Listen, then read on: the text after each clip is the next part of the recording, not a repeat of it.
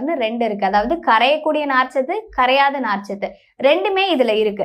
So இதனால என்ன நடக்குது அப்படின்னா, நீங்க பலாக்கொட்டையை சாப்பிடும்போது இது டைஜஸ்ட் ஆக ரொம்ப நேரம் ஆகும். பொதுவா நார்ச்சத்து இருக்கிற பொருட்கள் எல்லாம் குடல்ல கொஞ்ச நேரம் இருக்கும்.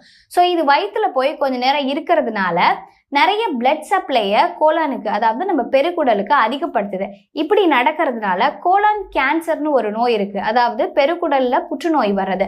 இதை தவிர்க்கிறதுக்கு இந்த பலாக்கொட்டையை பயன்படுத்தலாம் அப்படின்னு சொல்லி சில ஆராய்ச்சி கட்டுரைகள் சொல்லுது. ஸோ யாருக்கெல்லாம் வயிறு சம்பந்தப்பட்ட பிரச்சனை இருக்கோ, அதாவது சரியா செரிமானம் ஆகாம இருக்கிறவங்க, கான்ஸ்டிபேஷனால அவஸ்தைப்படுறவங்க, நிறைய டயரியா போற இந்த 2 கண்டிஷன்லயுமே நம்ம பலாக்கொட்டையை எடுத்துக்கலாம். கட் பாக்டீரியத்தை, நம்ம வயிற்றுக்குள்ள இருக்கிற நல்லது செய்யக்கூடிய நுண்ணுயிரிகளை சீரா வச்சுக்கிறதுக்கான எல்லா நல்ல விஷயங்களும், எல்லா ஃபைபர்ஸும் பலாக்கொட்டையில நிறைவா இருக்கு. ஸோ இன்னும் பார்த்தீங்கன்னா இதுல விட்டமின் ஏ இருக்கு. விட்டமின் ஏ அப்படிங்கிறது எதுக்கானதுன்னா கண்ணுக்கான ஒரு விட்டமின். ஸோ கண் சம்பந்தப்பட்ட நோய்கள் இருக்கிறவங்க இதை எடுத்துக்கலாம்.